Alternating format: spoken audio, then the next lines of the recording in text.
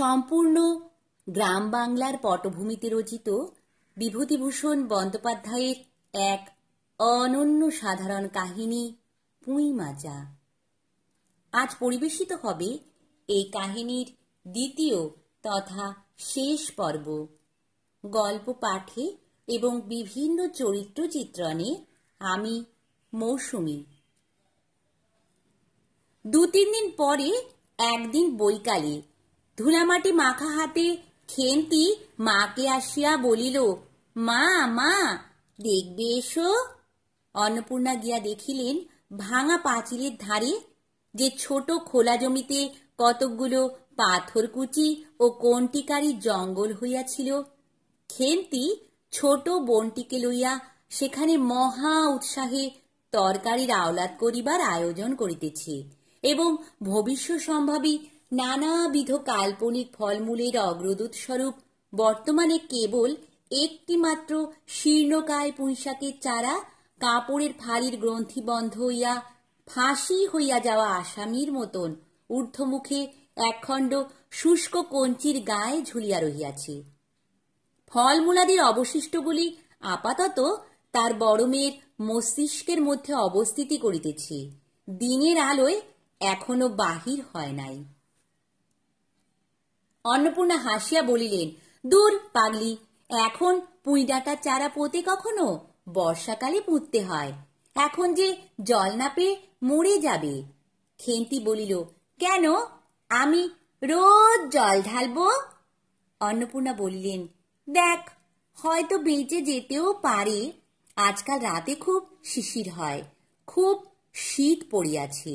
সকালে উঠিয়া সহায় করি দেখিলেন তাহার 2 ছোট মেয়ে দোলাই গায়ে বাঁধিয়া রোদ উঠিবার প্রত্যাশায় উঠানের কাঁঠাল তলায় দাঁড়াইয়া আছে। একটা ভাঙা ঝুড়ি করিয়া খেন্তি শীতে কাঁপিতে কাঁপিতে মুখুজ্জে বাড়ি হইতে গোবর কুড়াইয়া আনিলে সহায় হরি বলিলেন, হ্যাঁ মা খেন্তি, তা সকালে উঠে জামাটা গায়ে দিতে তোর কি হয় দেখ দিকি, এই শীত। আচ্ছা দিচ্ছি বাবা, কই শীত তেমন তো। হ্যাঁ দে মা, এক্ষুনি দে, অসুখ বিসুখ 5 রকম হতে পারে, বুঝলি নে। সহায় হরি বাহির হইয়া গেলেন। ভাবিতে ভাবিতে গেলেন, তিনি কি অনেক দিন মেয়ের মুখে ভালো করিয়া চাহেন নাই? খেন্তির মুখ এমন সুশ্রী হইয়া উঠিয়াছে। জামার ইতিহাস নিম্নলিখিত রূপ। বহু বৎসর অতীত হইল, হরিপুরে রাসের মেলা হইতে সহায় হরি কালো সার্জেরি 2.5 টাকা মূল্যের জামাটি ক্রয় করিয়া আনেন। ছিড়িয়া যাইবার পর তাহাতে কতবার রিফু ইত্যাদি করা হইয়াছিল। সম্প্রতি গত বৎসর হইতে খেন্তির স্বাস্থ্যোন্নতি হওয়ার দরুন জামাটি তাহার গায়ে হয় না। সংসারের এসব খোঁজ সহায় করি রাখিতেন না। জামার বর্তমান অবস্থা অন্নপূর্ণারও জানা ছিল না। খেন্তির নিজস্ব ভাঙা টিনের তোরঙ্গের মধ্যে উহা থাকিত। পৌষ সংক্রান্তি সন্ধ্যাবেলা অন্নপূর্ণা একটি কাশিতে চালের গুঁড়া, ময়দা ও গুড় দিয়া চটকাইতেছিলেন। একটা ছোট বাটিতে 1 বাটি তেল। খেন্তি উর্নির নিচে একটা কলার পাত পাড়িয়া 1 থালা নারিকেল কুড়িতেছে। অন্নপূর্ণা প্রথমে খেন্তির সাহায্য লইতে স্বীকৃত হন নাই, কারণ সে যেখানে সেখানে বসে, বনে বাদারে ঘুরিয়া ফেরে, তাহার কাপড় চোপড় শাস্ত্রসম্মত সূচি নহে। অবশেষে খেন্তি নিতান্ত ধরিয়া পড়ায় হাত পা ধোয়াইয়া ও শুষ্ক কাপড় পরাইয়া তাহাকে বর্তমান পদে নিযুক্ত করিয়াছেন। ময়দার গোলা মাখা শেষ হইলে অন্নপূর্ণা উনুনে খোলা চাপাইতে যাইতেছেন। ছোট মেয়ে রাধি হঠাৎ ডান হাতখানা পাতিয়া বলিল, মা ওই একটু। অন্নপূর্ণা বড় গামলাটা হইতে একটুখানি গোলা তুলিয়া লইয়া হাতের আঙুল 5টি দ্বারা একটি বিশেষ মুদ্রা রচনা করিয়া সেটুকু রাধির প্রসারিত হাতের উপর দিলেন। মেজ মেয়ে পুটি অমনি ডান হাতখানা কাপড়ে তাড়াতাড়ি মুছিয়া লইয়া মার সামনে পাতিয়া বলিল, মা আমায় একটু। খেন্তি সূচি বস্ত্রে নারিকেল কুড়িতে কুড়িতে লুব্ধ নেত্রে মধ্যে মধ্যে এদিকে চাহিতেছিল। এই সময় খাইতে চাওয়ায় মা পাছে বকে, সেই ভয়ে চুপ করিয়া রহিল। অন্নপূর্ণা বললেন, দেখি নিয়ে আয় খেন্তি ওই নারকেল মালাটা, ওতে তোর জন্য একটু রাখি। খেন্তি ক্ষিপ্র হস্তে নারিকেলের উপরের মালাখানা যাহাতে ফুটা নাই সেখানা সরাইয়া দিল। অন্নপূর্ণা তাহাতে একটু বেশি করিয়া গোলা ঢালিয়া দিলেন। মেজমে পুঁটি বলিল, জ্যাঠাইমারা অনেকখানি দুধ নিয়েছে, রাঙা দিদি ক্ষীর তৈরি করছিল, ওদের অনেক রকম হবে। খেন্তি মুখ তুলিয়া বলিল, এ বেলা আবার হবে নাকি? ওরা তো ও বেলা ব্রাহ্মণ নেমন্তন্ন করেছিল, সুরেশ কাকাকে আর ও পাড়ার তিনুর বাবাকে। ও বেলা তো পায়েস, ঝোলপুলি, মুক্তোক্তি এইসব হয়েছে। পুটি জিজ্ঞাসা করিল, হ্যাঁ মা, ক্ষীর নইলে নাকি পাটিসাপটা হয় না? খেদি বলছিল, ক্ষীরের পুর না হলে কি আর পাটিসাপটা হয়? আমি বললাম, কেন, আমার মা তো শুধু নারকেলের ছাই দিয়েই করে, সে তো কেমন ভালো লাগে। অন্নপূর্ণা বেগুনের বোঁটায় একটুখানি তেল লইয়া খোলায় মাখাইতে মাখাইতে প্রশ্নের সদুত্তর খুঁজিতে লাগিলেন। খেন্তি বলিল, খেদির ওইসব কথা, খেদির মা তো ভারী পিঠে করে কিনা, ক্ষীরের পুর দিয়ে ঘিয়ে বাজলেই কি আর পিঠে হলো? সেদিন জামাই এলে ওদের বাড়ি দেখতে গেলুম কিনা, তাই খুড়িমা দুখানা পাটিসাপটা খেতে দিলে। ও মা, কেমন একটা ধরা ধরা গন্ধ, আর পিঠেতে কখনো কোনো গন্ধ পাওয়া যায়? পাটিসাপটা ক্ষীর দিলে ছাই খেতে হয়। বেপরোয়া ভাবে উপরোক্ত উক্তি শেষ করিয়া খেন্তি মার চোখের দিকে চাহিয়া জিজ্ঞাসা করিল, মা, নারকেলের কোড়া একটু নেব? অন্নপূর্ণা বলিলেন, নে, কিন্তু এখানে বসে খাস না, মুখ থেকে পড়বে নাকি হবে, যা ওই দিকে যা। খেন্তি নারকেলের মালায় এক থাবা তুলিয়া লইয়া একটু দূরে গিয়া খাইতে লাগিল। মুখ যদি মনের দর্পণ স্বরূপ হয়, তবে খেন্তির মুখ দেখিয়া সন্দেহের কোনো কারণ থাকিতে পারিত না যে সে অত্যন্ত মানসিক তৃপ্তি অনুভব করিতেছে। ঘণ্টাখানেক পরে অন্নপূর্ণা বলিলেন, ওরে, তোরা সব এক এক টুকরা পাতা পেতে বসতো দেখি, গরম গরম দি। খেন্তি, জল দেওয়া ভাত আছে ও বেলার, বার করে নিয়ে আয়। খেন্তির নিকট অন্নপূর্ণার এ প্রস্তাব যে মনোপুত হইল না, তাহা তার মুখ দেখিয়া বোঝা গেল। পুঁটি বলিল, মা, বড়দি পিঠেই খাক, ভালোবাসে, ভাত বরং থাকুক, আমরা কাল সকালে খাব। খান কয়েক খাইবার পরেই মেজমে পুঁটি খাইতে চাহিল না। সে নাকি অধিক মিষ্টি খাইতে পারে না। সকলের খাওয়া শেষ হইয়া গেলেও খেন্তি তখনও খাইতেছে। সে মুখ বুজিয়া শান্তভাবে খায়, বড় একটা কথা কহে না। অন্নপূর্ণা দেখিলেন সে কম করিয়াও 18-19 খানা খাইয়াছে। জিজ্ঞাসা করিলেন, খেন্তি, আর নিবি? খেন্তি খাইতে খাইতে শান্তভাবে সম্মতিসূচক ঘাড় নাড়িল। অন্নপূর্ণা তাহাকে আরো খান কয়েক দিলেন। খেন্তির মুখ চোখ ঈষৎ উজ্জ্বল দেখাইল। হাসি ভরা চোখে মার দিকে চাহিয়া বলিল, বেশ খেতে হয়েছে মা, ওই যে তুমি কেমন ফেনিয়ে নাও, ওতেই কিন্তু। সে পুনরায় খাইতে লাগিল। অন্নপূর্ণা হাতা, খুন্তি, চুলি ইত্যাদি তুলিতে তুলিতে সস্নেহে তার এই শান্ত নিরীহ একটু অধিক মাত্রায় ভোজনপটু মেয়েটির দিকে চাহিয়া রহিলেন। মনে মনে ভাবিলেন, খেন্তি আমার যার ঘরে যাবে তাদের অনেক সুখ দেবে।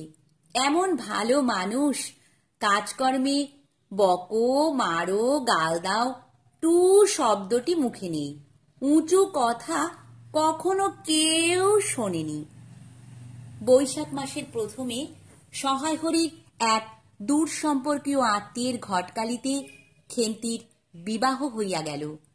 দ্বিতীয় পক্ষে বিবাহ করিলেও পাত্রটির বয়স 40-এর খুব বেশি কোনো মতেই হইবে না। তবুও প্রথমে এখানে অন্নপূর্ণা আদৌ ইচ্ছুক ছিলেন না। কিন্তু পাত্রটি সঙ্গতিপন্ন, শহর অঞ্চলে বাড়ি, সিমেন্ট, চুন ও ইটের ব্যবসায় 2 পয়সা নাকি করিয়াছে, এরকম পাত্র হঠাৎ মেলাও বড় দুর্ঘটনা কিনা। জামাইয়ের বয়স একটু বেশি। প্রথমে অন্নপূর্ণা জামাইয়ের সম্মুখে বাহির হইতে একটু সংকোচ বোধ করিতেছিলেন। পরে পাছে খেন্তির মনে কষ্ট হয়, এই জন্য বরণের সময় তিনি খেন্তির সুপুষ্টু হস্তখানি ধরিয়া জামাইয়ের হাতে তুলিয়া দিলেন। চোখের জলে তাহার গলা বন্ধ হইয়া আসিল, কিছু বলিতে পারিলেন না। বাড়ির বাহির হইয়া আমলকিতলায় বেহারারা সুবিধা করিয়া লইবার জন্য বরের পালকি একবার নামাইল। অন্নপূর্ণা চাহিয়া দেখিলেন বেড়ার ধারে নীল রঙের মেদি ফুলের গুচ্ছগুলি যেখানে নত হইয়া আছে, খেন্তির কম দামের বালুচরে রাঙা চেলির আঁচলখানা পালকির বাহির হইয়া সেখানে লুটাইতেছে। তারই অত্যন্ত অগোছালো, নিতান্ত নিরীহ এবং একটু অধিক মাত্রায় ভোজনপটু মেয়েটিকে পরের ঘরে অপরিচিত মহলে পাঠাইতে তার বুক উদ্বেল হইয়া উঠিতেছিল।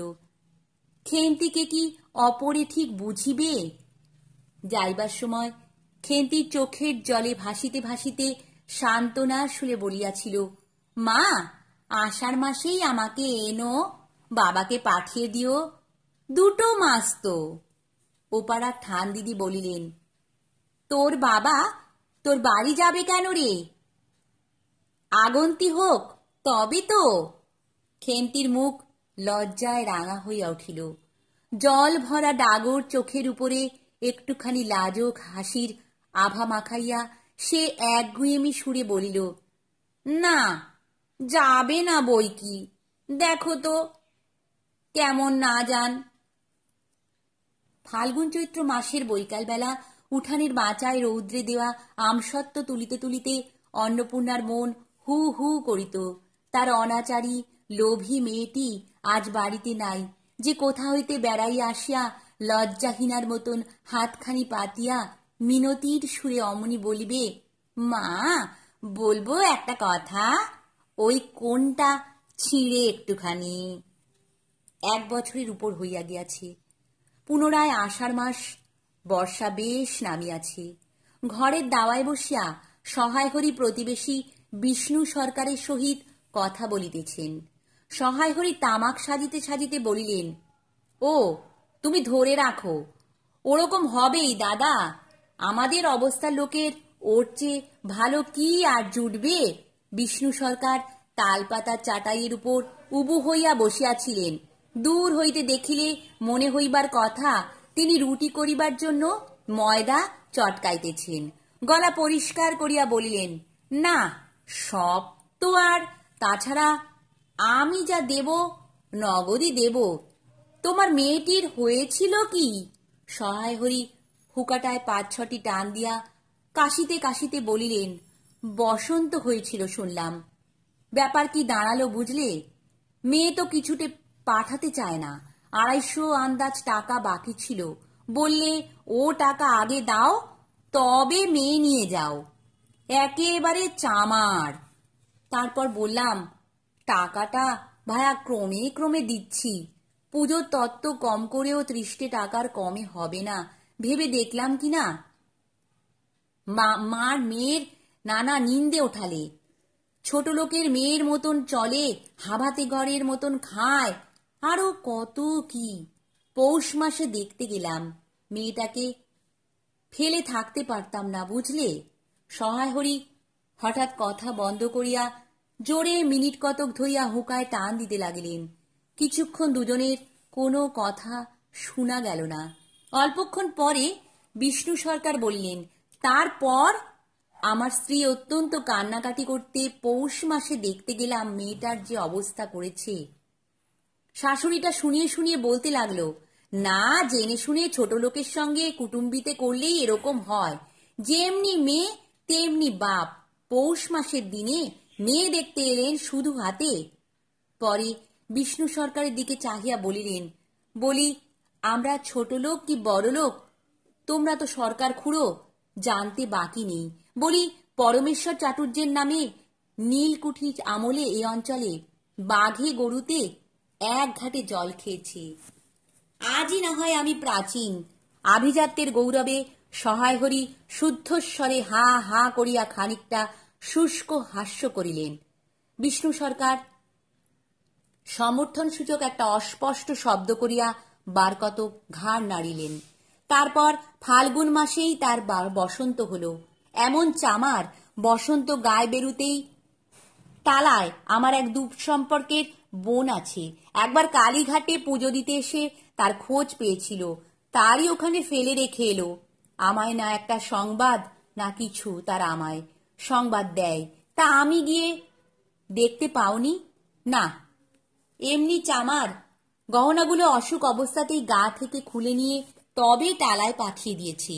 যাক, তা চলো যাওয়া যাক, বেলা গেল। চারদিকে কি ঠিক করলে? পিঁপড়ের টোপের মুড়ির চার তো সুবিধে হবে না। তারপর কয়েক মাস কাটিয়া গিয়াছে। আজ আবার পৌষ পার্বণের দিন। এবার পৌষ মাসের শেষাশেষি এত শীত পড়িয়াছে যে এরূপ শীত তাহারা কখনো জ্ঞানী দেখেন নাই। সন্ধ্যার সময় রান্নাঘরের মধ্যে বসিয়া অন্নপূর্ণা সরু চাকলি পিঠের জন্য চালের গুঁড়ার গোলা তৈরি করিতেছেন। পুঁটি ও রাধি উনুনের পাশে বসিয়া আগুন পোহাইতেছে। রাধি বলিতেছে, আর একটু জল দিতে হবে মা, অত ঘন করে ফেললে কেন? পুঁটি বলিল, আচ্ছা মা, ওতে একটু নুন দিলে হয় না? ও মা, দেখো মা, রাধির দোলাই কোথায় ঝুলছে, এক্ষুনি ধরে উঠবে। অন্নপূর্ণা বলিয়া উঠিলেন, সরে এসে বসো মা, আগুনের ঘাড়ে গিয়ে না বসলে কি আগুন পোহানো হয় না? এইদিকে আয়। গোলা তৈরি হয়ে গেল। খোলা আগুনে চড়াইয়া অন্নপূর্ণা গোলা ঢালিয়া মুচি দিয়া চাপিয়া ধরিলেন। দেখিতে দেখিতে মিঠে আঁচে পিঠে টোপরের মতন ফুলিয়া উঠিল। পুঁটি বলিল, মা দাও, প্রথম পিঠেখানা কানাচে সাঁড়া ষষ্ঠীকে ফেলে দিয়ে আসি। অন্নপূর্ণা বলিলেন, একা যাস নে, রাধিকে নিয়ে যা। খুব জ্যোৎস্না উঠিয়াছিল। বাড়ির পিছনে সারা গাছের ঝোপের মাথায় তেলাকুচার লতার থলো ষোলো সাদা ফুলের মতো জ্যোৎস্না আটকাইয়া রহিয়াছে। পুঁটি ও রাধি খিড়কি দোর খুলিতেই একটা শিয়াল শুকনো পাতার খসখস করিতে করিতে ঘন ঝোপের মধ্যে ছুটিয়া পলাইয়া পুঁটি পিঠেখানা জোর করিয়া হুড়িয়া ঝোপের মাথায় ফেলিয়া দিল। তাহার পর চারিধারের নির্জন বাঁশবনের নিস্তব্ধতায় ভয় পাইয়া ছেলে মানুষ পিছু হটিয়া আসিয়া খিড়কি দরজার মধ্যে ঢুকিয়া পড়িয়া তাড়াতাড়ি দরজা বন্ধ করিয়া দিল। পুঁটি ও রাধি ফিরিয়া আসিলে অন্নপূর্ণা জিজ্ঞাসা করিলেন, দিলি? পুঁটি বলিল, হ্যাঁ মা, তুমি আর বছর যেখান থেকে নেবুর চারা তুলে এনেছিলে সেখানে ফেলে দিলাম। তারপর সে রাত্রে অনেকক্ষণ কাটিয়া গেল। পিঠে গড়া শেষ হইয়া আসিয়াছিল। রাতও তখন খুব বেশি। জ্যোৎস্নার আলোয় বাড়ির পিছনের বনে অনেকক্ষণ ধরিয়া একটা কাঠঠোকরা পাখি ঠকর ঠকর শব্দ করিতেছিল। তাহার স্বরটাও যেন ক্রমে তন্দ্রালু হইয়া পড়িতেছে। দুই বোনের খাইবার জন্য কলার পাতা চিরিতে চিরিতে পুঁটি অন্যমনস্কভাবে হঠাৎ বলিয়া উঠিল, দিদি বড় ভালোবাসত। তিনজনেই খানিকক্ষণ নির্বাক হইয়া বসিয়া রহিল। তাহার পর তাহাদের তিনজনের দৃষ্টি কেমন করিয়া আপনা আপনি উঠানের এক কোণে আবদ্ধ হইয়া পড়িল।